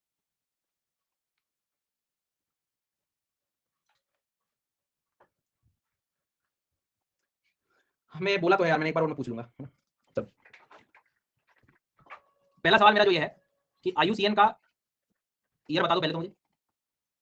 दूसरा सवाल, टोटल इसकी जो कैटेगरीज थी प्रोटेक्टेड एरिया नेटवर्क की, वो कितनी थी। तीसरा, नेशनल पार्क का कैटेगरी बताओ। चौथा, वाइल्ड लाइफ सेंचुरी का कैटेगरी बताओ। पांचवा, कम्युनिटी रिजर्व की कैटेगरी बताओ। छठवा, कंजर्वेशन रिजर्व की कैटेगरी बताओ। सातवां, ये दोनों कब ऐड हुए थे, ये दोनों कब ऐड हुए थे। उसके बाद में पूछूंगा आईयूसीएन का ईयर क्या बताया आप लोगों ने, 1948। ये तो बात हुई आईयूसीएन की। एक क्वेश्चन घुमावदार भी आ सकता है, क्या इंडिया आईयूसीएन का जो मेंबर बना वो कब बना, तो 1969 में बना। मतलब 1969 से आईयूसीएन और भारत का एक साथ कंट्रीब्यूशन शुरू हो गया। ठीक है जी। तो ऐसे इनिशिएटिव जो red list red data book वाले भी कौन ले रहा है, आईयूसीएन। ध्यान रखेंगे। वापस आते हैं, कितने प्रोटेक्टेड एरिया बनाए हैं, 6। 1 से 6 में रिस्ट्रिक्शन बढ़ता है कि कम होता है, 1 से 6 में रिस्ट्रिक्शन बढ़ता है कम होता है, कम होता है। नेशनल पार्क की कैटेगरी बताएंगे, नेशनल पार्क की कैटेगरी बताएंगे। दूसरे नंबर की वाइल्ड लाइफ सेंचुरी की क्या है, चौथे नंबर की कम्युनिटी रिजर्व, कंजर्वेशन रिजर्व का क्या करोगे, कम्युनिटी का 6 है, कंजर्वेशन रिजर्व का 5 है। अच्छा, किसी को याद है बायोस्फीयर रिजर्व का क्या था। गुड। अब ध्यान देना है आपको, अगर कोई प्रजाति पिछले 10 सालों में 50% समाप्त हो गई तो वो इंडेंजर्ड है। 10 सालों में 50% खत्म हो गई तो वो इंडेंजर्ड है। ये हाल है सर, 23%। ये हाल है, ऐसे पढ़ोगे तुम, कह देना फिर संजय नहीं पढ़ा अच्छे से, बोल देना तुम तो टेंशन फ्री रहो। हाँ, पिछले 10 सालों में 90% की गिरावट है, तो वो अत्यंत संकटग्रस्त है, क्रिटिकली इंडेंजर्ड है। सर तो फॉल्स पूछ रहे हैं, फॉल्स दबा देता हूँ। खाना खा लो तुम तो बस और सो जाओ। फॉल्स वालों, अगर कुल गिनती 250 रह गई है तो वो क्रिटिकली इंडेंजर्ड है, अत्यंत संकटग्रस्त है। फॉल्स वालों, मेरे को बताओ तो तुम क्या करोगे, 250 गिनती रह गई है मान लो किसी जीव जंतु की, 250, तो तुम क्या कैटेगरी में रखोगे, तुम बताओ ना, तुम बताओ मेरे को।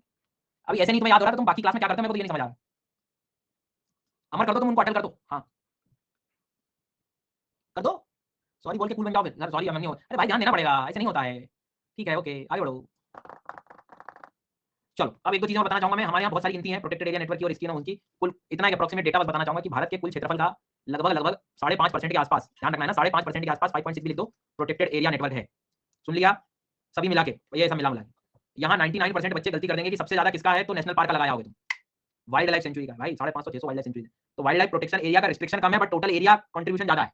इस प्रकार के जहरीले फैक्टर मत याद करना, नेशनल पार्क बड़े होते हैं, वाइल्ड लाइफ सेंचुरी छोटी होती है, निकल जाइए यहाँ से तुरंत जल्दी से। ऐसा कुछ नहीं है, एरिया वाली बात ही नहीं करी है मैंने भाई, ये थोड़ी है कि मतलब जो है ना, तो ऐसा नहीं तो ज्यादा बड़ा छोटा ये हो गया, पढ़ लूंगा। और समझ आई बात, तो कुल कितना एरिया, लगभग 5.6% तो कर सकते हो। वाइल्ड लाइफ सेंचुरी का कितना, लगभग अप्रोक्सीमेट कितना लोगे, 3.75 के आसपास रख लो, 3.7 तो याद रख लो, और 1.3 के आसपास नेशनल पार्क करो, अप्रोक्सीमेशन, मतलब ध्यान रखो ये, मतलब काम आएगा तुम्हें कहीं डेटा वेटा लिखना हो तो। और 2002 में ये हो गया सारी चीज, अब आप बिल्कुल तैयार हो नेशनल पार्क पढ़ने के लिए। ठीक है जी, let's start with the first heading, Jammu Kashmir and Ladakh. Basically हमें 1.25 घंटा लग गया पूरी पिक्चर उठाने में कि कहां से सारी चीजें आई। हाँ लिख लो, ये भी कहीं जहरीला फैक्ट न्यूज़पेपर में आता रहता है इस तरह। आईयूसीएन कैसे बहुत सारे इनिशिएटिव्स है सर, मतलब आईयूसीएन अगर आप देखोगे तो अलग अलग थीम पे काम करता है, बायोडायवर्सिटी, क्लाइमेट चेंज, ये लिखने की जरूरत नहीं, बस एक जनरल अवेयरनेस बताओ। ऐसे क्या किया इन्होंने, एक क्वेश्चन आ सकता है, नेचर 2030 यूनियन इन एक्शन, ये प्रोग्राम किसके द्वारा, कल मैं जब पीवाईक्यू दिखा रहा था वैसे बहुत सारे प्रोग्राम दिखाए थे करंट अफेयर्स वाले, ये किसके द्वारा है, ग्रीन क्लाइमेट फंड किसने लाया है, तो ये नेचर 2030 जिसमें people, land, water, ocean, climate का इन्होंने मेन वो बनाया हुआ है। तो ये पूछ सकता है कि किसका प्रोग्राम है ये, तो ये भारत सरकार का प्रोग्राम है क्या, ये इंडोनेशिया सरकार का प्रोग्राम है, वर्ल्ड बैंक का है, आईएमएफ का है, यूनेस्को का है, यूएनएफसीसीसी का है, ये यूनाइटेड नेशन डेवलपमेंट प्रोग्राम का है, यूनाइटेड नेशन एनवायरमेंट प्रोग्राम का है, कछु का ना है, आईयूसीएन का है। सुन लिया बीजेपी का है, नहीं नहीं तुम अभी आईयूसीएन याद करो, आईयूसीएन का याद करो। ठीक है, चलिए आगे बढ़ते हैं। सर ये समझ नहीं आया, नहीं आएगा, टाइम लगेगा, टाइम लगेगा बेटा, ये समझा रहा हूँ, अब समझना है ना, समझना तो पड़ेगा आपको। आईयूसीएन ने अलग अलग इनिशिएटिव्स लिए, मैंने आपको बताया, प्रोटेक्टेड एरिया नेटवर्क की कैटेगरीज बनाई, रेड डेटा बुक बनाई है ना। वैसे आईयूसीएन नेचर को कंजर्व कर सकता है, तो इन्होंने क्या बनाया, एक नेचर 2030 का एक प्रोग्राम बनाया। मतलब सीधी सी बात है कि लगभग 2030 वाले साल तक हम कोशिश करेंगे कि हम कंजर्वेशन एफर्ट्स लगाएं लैंड, वाटर, ओशन, क्लाइमेट, इनको सबको संरक्षित करने के लिए। बस ये प्रोग्राम किसने लॉन्च किया, मैं आपसे बस ये जानना चाहता हूं कि आप ध्यान रखें कि ये आईयूसीएन के द्वारा चलाया गया प्रोग्राम है। हो गया, पढ़े आगे अब, ठीक है। चलो आ जाओ, जम्मू कश्मीर पहले हेडिंग बना लो। जम्मू कश्मीर में फटाफट पढ़ेंगे, और एक चीज और भैया, एक रूल बना लो अपने जीवन का, जो जिस दिन पढ़ूंगा सेम डे याद करके सोऊंगा। नेक्स्ट डे सोने से पहले उस दिन का पढ़ूंगा, लेकिन एक दिन पुराना भी पढ़ लूंगा। इतना कर लोगे? क्यों कर लोगे इतना? मुझे कैसे पता लगेगा कि तुम फॉलो कर रहे हो? सवाल तो है ना, तुम जोश में तो अभी तुम मकान बना जाओ, यहाँ पे बड़ा सा फ्लैट बना जाओ, पर तुम तो गायब हो जाते हो ना 3-4 दिन बाद, तो तुम्हारे अंदर का जोश जो है वो बोनविटा खा जाता है। नहीं पोलिंग वोलिंग नहीं, पोलिंग तो जो आएगा वो तो करेगा। ये जो 2-3 दिन बाद गायब होंगे बहाने बना के, मेरे कॉलेज के एग्जाम से, फैमिली में इमरजेंसी आ गई है, शादी आने वाली है, घर की सफाई शुरू होने वाली है, दिवाली आने वाली है, नवरात्रि आ रही है, भूखा रहता हूं मैं कहता हूं ये सारी चीजें हर साल आती रहेंगी शादी छोड़ के। तो जब ये हर साल आ रहे हैं तो आप हर दिन क्यों नहीं पढ़ते? मेरा मतलब ये, धान की कटाई स्टार्ट होने वाली है, ये तो हर साल आ रहे हैं, तो तुम भी हर दिन पढ़िए, ये अपनी जिम्मेदारी निभा रहे हैं, सूरज हर दिन आ रहा है ना? तो समस्याएं सबके साथ लगी हुई हैं, सबके जीवन में है, बट भैया पढ़ना तो पड़ेगा। इस तरह से लाल किताब खोल के बैठोगे, वसीकरण की बातें करोगे तो कैसे पढ़ोगे? तुमने सब वसीकरण में लिखा, तो अपने मन को समझाओ, डेली आओ, डेली कुछ भी हो जाए।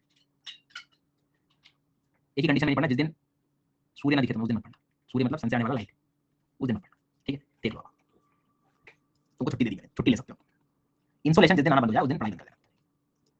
नेशनल पार्क जम्मू कश्मीर में क्या क्या पढ़ने हैं? सबसे पहले तो किश्तवाड़ याद रखो, किश्तवाड़, किश्तवाड़ राष्ट्रीय उद्यान, सीधा मैं तो कॉलम का सवाल पूछ सकता हूं तुमसे, दाचीगम, दाचीगम है मुझे गम इस बात का, दाचीगम। नेक्स्ट वन है सलीम अली, जिसे हम सिटी फॉरेस्ट के नाम से भी जानते हैं, काजीनाग,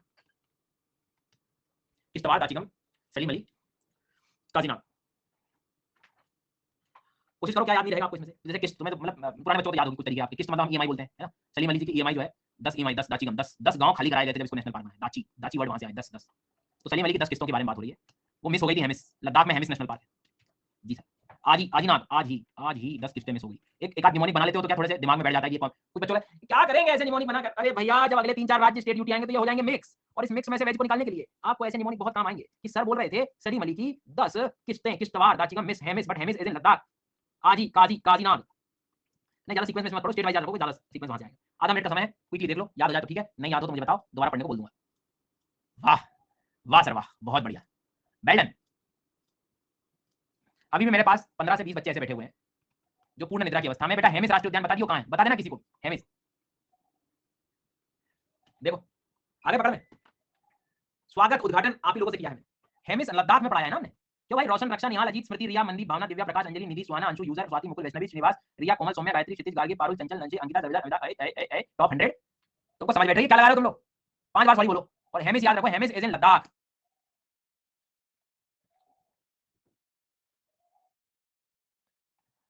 फिर से बताओ, दाचीगम किश्तवाड़, दाचीगम किश्तवाड़ जो है नाम कहां मिलेगा? अब वापिस कभी ये कभी वो, अरे सुनो मेरी बात सुनो थोड़ी बहुत, तो मतलब हमारे क्या गणित के शिक्षक थे, ये स्टोरी हर क्लास में सुना रहा हूं आजकल में।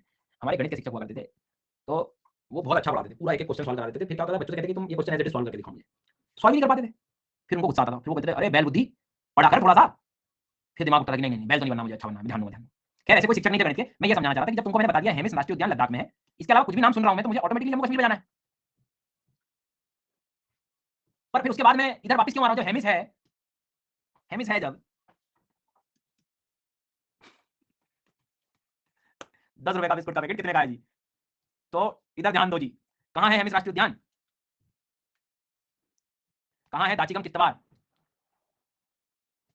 गुड, कहां पर है काजीनाग, काजीरंगा को बेटा कर लिया, ठीक, गुड। कुछ काम की चीजें लिखनी पड़ेंगी हमें। सबसे पहले हम हेमिस में चलते हैं।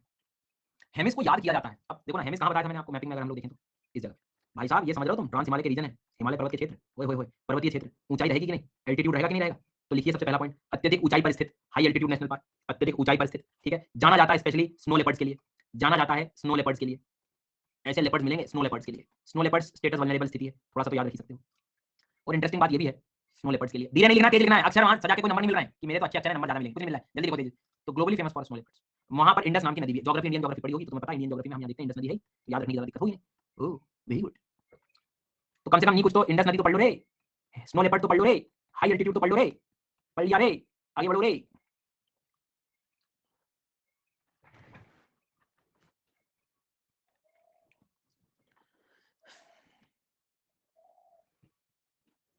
नेक्स्ट वन, आगे बढ़ेंगे हम लोग, चलेंगे दाचिगम में। दाचिगम वाला जो क्षेत्र है वहाँ एक पर्वत बड़ा फेमस है, जबरबान रेंज। ठीक है, कई बार मैंने आपको एक क्वेश्चन बताया था ना, नेशनल पार्क वगैरह क्या करते हैं, स्टेटस देते हैं, मतलब उसकी खास बात बताते हैं। दो नदियां यहाँ से गुजरती हैं, यहाँ आके मिल जाती हैं, कौन सा नेशनल पार्क है, बैठे हैं नेशनल पार्क। तो जबरबान क्षेत्र है, ये नेशनल पार्क जाना जाता है कश्मीरी स्टेट के लिए, कश्मीरी स्टेट के लिए। मरसार नाम की झील यहाँ पर मिल जाती है, डल झील यहाँ पर नजदीक में है। ऐसे फटाफट कॉमा स्लैश लगाते चलो, मरसार झील, डल झील, तो एक आइडिया लग जाएगा, अच्छा ये ऊपर पड़ा था मैंने, नहीं कुछ तो कम से कम दाचिगम है। मोनल एक पक्षी होता है, ये कम से कम याद रख लो, रखना हो तो, Monal is a bird. Kashmiri state को हंगुल भी बोला जाता है, कश्मीरी स्टेट को हंगुल भी बोला जाता है। ठीक है, तो ये थोड़ा सा आप लोग ध्यान रखेंगे। फिर से बताते हैं, हेमिस में क्या क्या याद रखोगे। हेमिस में सर जी मैं याद रखूंगा, एक तो इंडस नाम की नदी, क्योंकि पर्वतीय क्षेत्र है तो हाई एल्टीट्यूड हो गया। सर जी ये स्नो लेपर्ड के लिए जाना जा रहा है। ठीक है, समझ आ गई बात यहाँ तक, और कोई दुख किसी को। दाचिगम ये पास में ही है, सब ज़्यादा दूर नहीं है। एक डल लेक याद आ गया, मरसार झील याद आ गई, अरे डल तो कम से कम याद रख ही सकते हैं, जो ज़्यादा फेमस है वो तो कर लो। जबरबान रेंज, जबरबान रेंज याद कर लो। और वो जो क्रिटिकली इंडेंजर्ड स्पीशीज थी वो कौन सी है, हंगुल। हंगुल भाई ऐसे बैठे रहेगा ना, ऐसे बैठे रहे ऐसे जीवन में, थोड़ा एक्टिव हो जाओ, पेन में लिखते चलो जरा, पेन से।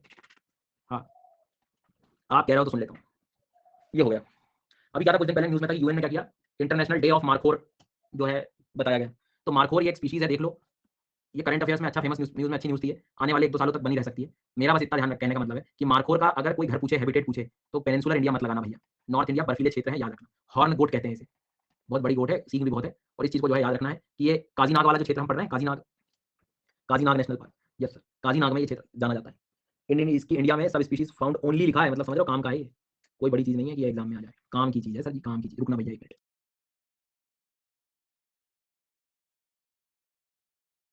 ठीक है, तो यहाँ तक समझ आ गया। काजीनाग को क्यों याद रखेंगे हम लोग, मार्कोर के लिए याद रखेंगे। ये कुछ एक दो चीज़ें आपको ध्यान रखनी चाहिए। इसके बाद में किश्तवाड़ नेशनल पार्क के सामने डैश लगाकर एक नदी लिख लीजिए, मरुसुदार रिवर। मरुसुदार रिवर चेनाब की ट्रिब्यूटरी है। काजीनाग में क्या लिखा था आपने, काजीनाग यहाँ है ना, तो अगर इंडियन ज्योग्राफी पढ़ी होगी आपने तो काजीनाग के पास झेलम नदी है, थोड़ी बहुत भी पढ़ी होगी। किश्तवाड़ इधर है ना, और चेनाब ऐसी गई हुई है, ठीक है, तो चेनाब ऐसी गई हुई है, इसका मतलब क्या हुआ, चेनाब की ट्रिब्यूटरी क्या बताई मैंने, मरुसुदार। तो कुछ बच्चे कैसे होगा, हटेंगे कैसे, इतना कैसे, इतना, भाई ध्यान से पढ़ो, कुछ भी नहीं है। हेमिस में याद हो आपको थोड़ा बहुत भी, तो इंडियन ज्योग्राफी में यहाँ नदी हमने कौन सी पढ़ी है, इसलिए आप अपने नोट चेक करो, इंडस लिखा है। काजीनाग में झेलम लिखो, लोकेशन देखो ना उससे समझ आएगा। ठीक है, कश्तवाड़ में क्या लिखवाया मैंने आपको अभी, किश्तवाड़ में क्या लिखवाया, किश्तवाड़ में क्या लिखवाया, चेनाब की tributary, that is Marusudar river, क्योंकि यहीं से चेनाब गुजरती है तो उसकी ट्रिब्यूटरी भी यहीं होगी, ऐसा मैं कंफ्यूजन दूर हो गया, दूर कंफ्यूजन। दाचिगम वगैरह इनमें दल लेक वगैरह याद रख सकते हो, याद रख लेना। यहाँ काजीनाग को स्पेशली हमें मार्कोर के लिए भी याद रखो, ये यूएन डे मना रहे हैं तो कम से कम कहीं इधर उधर से घुमा फिरा के पूछ लिया तो परेशान हो जाओ। हेमिस को स्नो लेपर्ड के लिए याद रखो, और दाचिगम कुछ रखो ना रखो, हंगुल के लिए तो याद रखो, क्रिटिकल इंडेंजर जो है जो कश्मीरी स्टैग है। ठीक है, बाकी मोनोलोना ठीक है भाई, दोबारा में से याद है, जो मैं इसमें स्लाइड में लिखा है सारे वर्ड्स एक बार देखो, याद आ रहे हैं आपको, कहीं कुछ ऐसी चीज जो दिक्कत हो रही है। सलीम अली के पास वो डल लेक आ सकता है, कोई बड़ी चीज नहीं। मार्कोर की कैटेगरी बता दीजिए, एंटी नियर थ्रेट। लास्ट एक चीज बस मैं बताना चाहूंगा, जैसे आप मोनल को याद रख रहे हो कि दिस इज बर्ड, वैसे ही सैरो याद रखना, सैरो, सैरो भी गोड जैसी दिखाई देती है, मतलब सैरो बटरफ्लाई नहीं है, फिश नहीं है, कई बार ऐसे आ जाते हैं ना इनमें से ऑड वन छाटी है, स्पीशीज वाले क्वेश्चन पिलर 2 के नाम से, तो थोड़ा इतना ध्यान, फोटो याद रख लो बस, कहाँ मिलती है याद करने की जरूरत नहीं, कुछ नहीं पूछ रहा वो। सैरो, सैरो इज मतलब बटरफ्लाई नहीं है, फिश नहीं है, स्नेक नहीं है, गोड जैसा दिखा। स्टेटस अपडेट हो गया था, मतलब खुशी की बात है क्या, नियर थ्रेट से वल्नरेबल हो गई है खुशी की बात, अरे नहीं है, खतरे में है, ये दिखा रहा है। अब आप कम से कम चीजें समझ पा रहे हो। चलो, तो जम्मू कश्मीर लद्दाख के, अब हम ऐसे ही हमें हर राज्य की चीजें पढ़नी है, देखो इतना एक बार डिटेल में तो जाना पड़ेगा, तब जाकर हमें थोड़े बहुत हम कुछ क्वेश्चन या थोड़ी बहुत हसीन कर पाएंगे एनवायरमेंट। कल के जो आपने प्रीलिम्स के क्वेश्चन देखे उससे भी तुम्हें आइडिया लग जाएगा कि इतना थोड़ा बहुत तुम्हें जाना पड़ेगा। तो किश्तवाड़, काजीनाग और हेमिस, ए बी और सी। चलो, झेलम नदी कहां बताई मैंने, बताओ। जो बच्चे सी लगा रहे हैं, तुम्हारे लिए मेरा जन्म हुआ है, ध्यान दे बेटा, ऐसे बबूल में बैगन मत लगा, ध्यान से लगाओ, और भी तो पढ़ रहे हैं, और उन्होंने भी तो सही लगाया, इंडस, इंडस। और उसके बाद में झेलम कहां है, ये देखो, अभी पूछा अभी गलत कर दूंगा, ये तो हाल है सर हमारे। झेलम कहां है, लिखा है वहां, फिर कहते हो गणित वाले सर की याद आती है आपको। बताओ यार, अगला सवाल, मरुसुदार रिवर जो चेनाब की ट्रिब्यूटरी थी, स्नो लेपर्ड के लिए कौन फेमस है, स्नो लेपर्ड हाइट पर भी है, बहुत ज्यादा ऊंचाई पर भी है, गुड। डल लेक मिलता है इसके यहाँ पे, है ना, और उसके बाद में यहाँ पे हंगुल कश्मीरी स्टेप भी मिलता है, दाचिगम सलीम अली वाला एरिया। अब इतना करा के मैं छोड़ रहा हूँ तुमको, थोड़ा रिवीजन आज सेम डे कर लोगे तो याद भी रह जाएगा, है ना। छोड़ रहा हूँ इसका मतलब ये कि इसके बाद तुम्हें मेहनत करनी है। नेक्स्ट अगला स्टेट है हिमाचल प्रदेश, थैंक यू मत बोलो, लिखो हिमाचल प्रदेश। अरे मेरा मतलब है छोड़ने का कि ऐसे नहीं छोड़ता मैं, हाँ, छोड़ने का मतलब यहाँ पे ये है कि आप कम से कम रिवाइज कर लेना सोने से पहले।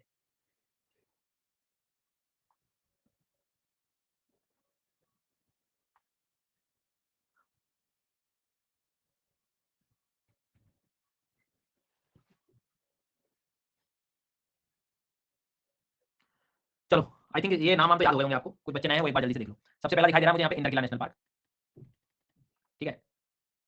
उसके बाद में सलीम अली को इधर रखोगे ना, श्रीनगर साइड में, लद्दाख में थोड़ी लिखोगे। उसके बाद में खीर गंगा नेशनल पार्क। उसके बाद में पिन वैली है, पिन वैली नेशनल पार्क। उसके बाद में ग्रेट हिमालयन नेशनल पार्क। उसके बाद में Simbalbara national park, Simbalbara national park, ठीक है। अरे कैसे याद होंगे, कुछ नहीं होगा यार। इंदर, इंदर किला, खीर, हीरा ठाकुर वाली खीर, ठीक है। Pin valley, pin, great Himalayan, Himalaya का एरिया, सिम्बालबारा, कुछ नहीं था। इसकी स्टोरी क्या कहती है अपनी, इंदर नाम के भैया हैं, ठीक है। उनके पास एक फोन है, फोन में से वो निकाल रहे हैं सिम, सिम से बना दिया सिम्बालबारा। सिम किससे निकालोगे, पिन से, pin is like pin valley. अब एक हाथ में सिम है, एक हाथ में पिन है, तो सिम को फेंक दो हिमालय पे, पिन को फेंक दो खीर में। कुछ तो भी कनेक्शन बना के याद कर लो, सीधी बात ये है। थोड़ी देर हंसी आएगी, थोड़ी देर बताओ क्या पढ़ा दिया, कैसे याद कर दिया, लेकिन 10 मिनट बाद में ये याद आएंगे। इंदर से बना दिया इंदर किला, पिन से पिन वैली, सिम से सिम्बालबारा, खीर से Khirganga, great Himalayan national park. उधर सलीम अली मतलब सलीम अली, 10 दाचीगम, किश्तवाड़, मिस इज लाइक हेमिस और काजीनाथ। ये ऐसे ही याद होंगे भैया, ये ऐसे ही याद होंगे, ये ऐसे ही याद होंगे। तो कैरेक्टर याद रखना कि इंदर भैया हिमाचल में थे, बस बाकी तो सारे तुम याद कर लो। हो गया याद, ठीक है। स्टार्ट करते हैं पोलिंग। इज दिस लो कर दिया zoom. A B C D, मन नहीं होता, नींद में हूं। ई, अजगर हूं। चलो भाई, ये इंदर किला कहां पड़ा है, ये हेमिस नेशनल पार्क कहां पड़ा है, ये खीर गंगा सिम्बालवारा पिन वैली, खीर गंगा सिम्बालवारा पिन वैली, खीर सिम पिन, दाचीगम किश्तवाड़, ये देखो ये लगा रहे हैं। अरे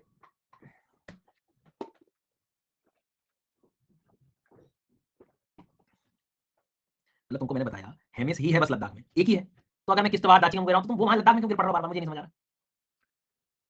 मतलब मानोगे नहीं तो, मतलब लोगों की समस्या सॉल्व करके मानोगे, लोगों के लिए जॉब ले रहे हो तो मानोगे नहीं, मुझे नहीं लग रहा एकदम है। थोड़ा बहुत भी खुद के लिए काम नहीं करना चाहोगे, स्वार्थ है ही नहीं, मतलब नहीं मानना तुम्हें, बताओ। मतलब you want to serve the society, इस बात को सही करने जा रहा हूं, सर्व करके ही मानोगे यार। सलीम अली दाचीगम किश्तवाड़, सलीम अली दाचीगम किश्तवाड़ यार। मैं उस मोमेंट को इमेजिन करना चाहता हूं कि ये जब लगाते हैं तब क्या कर रहे हो, बिल्कुल बंद हो जाती है बुद्धि। मैं ये पूछना चाह रहा हूं तुम लोगों से।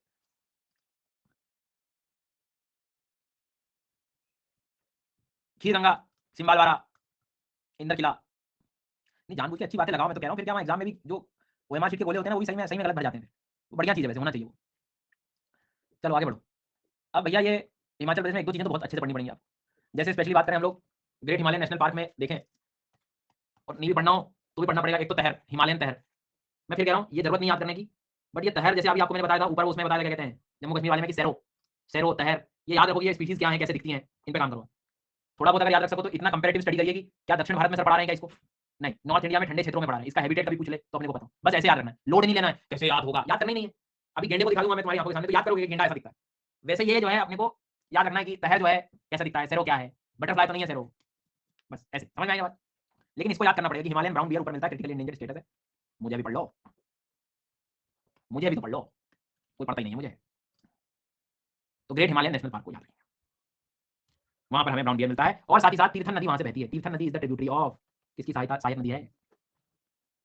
सर थोड़ा दिख नहीं रहा है आपके पीछे, मेरे पीछे क्या करेगा देख के भैया, कुछ नहीं है, इधर देखो, इसको देखो, इसको देखो यहाँ पे, हाँ, Himalayan brown bear, critically endangered, Tirthan नदी, ठीक है बेटा, कुल्लू क्षेत्र है ना, वहां की बात हो रही है। एक लाइन लिख ली। चलो दूसरी, सिम्बालवारा, सिम में याद रखो ना, रखो, ये याद रख लेना, पाउंटा वैली, साल के वृक्ष हैं वहां पर बहुत ज्यादा पाए जाते हैं। सांबर स्टैग अपने को मिलता है यहाँ पे, तुमसे पूछ रहा है वो, याद होगा कि नहीं तुम्हें, उम्मीदों से भरी हुई आंखें। पाउंटा वैली हिमाचल प्रदेश की, जनरल अवेयरनेस में भी क्वेश्चन आ सकता है।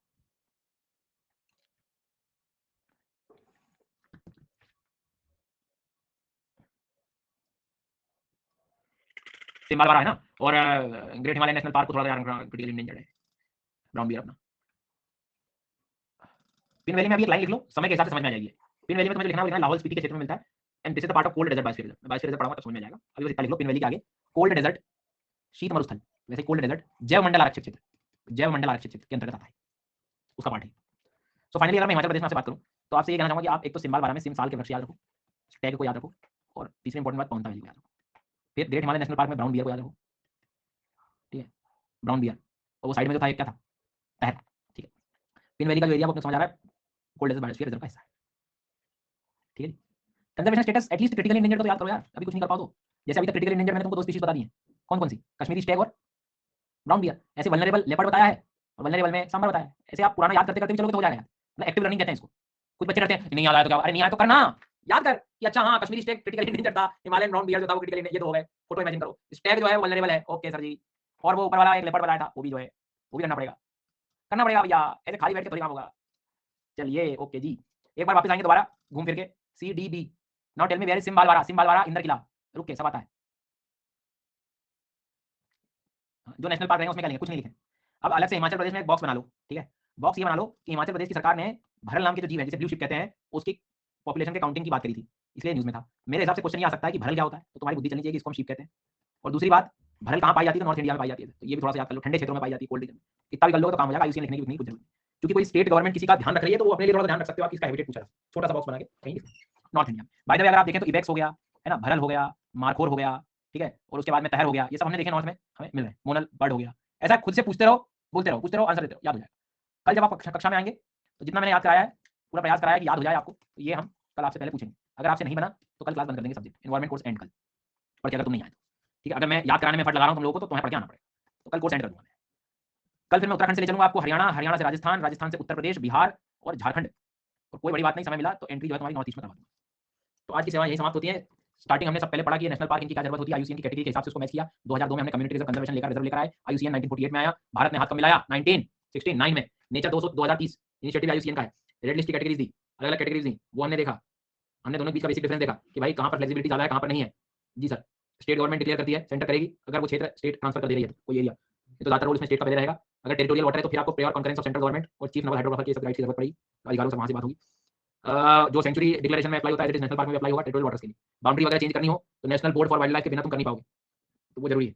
2002 में क्या था? हिमांशु घबरा गया। 2002 में बेटा हमने इन दोनों को ऐड किया था, समझे? चलो सेवाएं समाप्त होती हैं। Thank you so much. I watch your session yesterday but didn't understand it. नहीं तो दोबारा देख लो तुम क्लास, क्लास दोबारा देख लो और ध्यान से देख लेना, अच्छे से बता रहा हूँ। मतलब क्लास में बैठे और समझना है।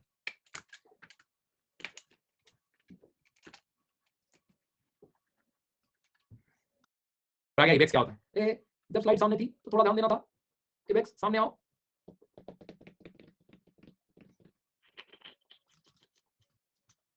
गोट गोट जैसे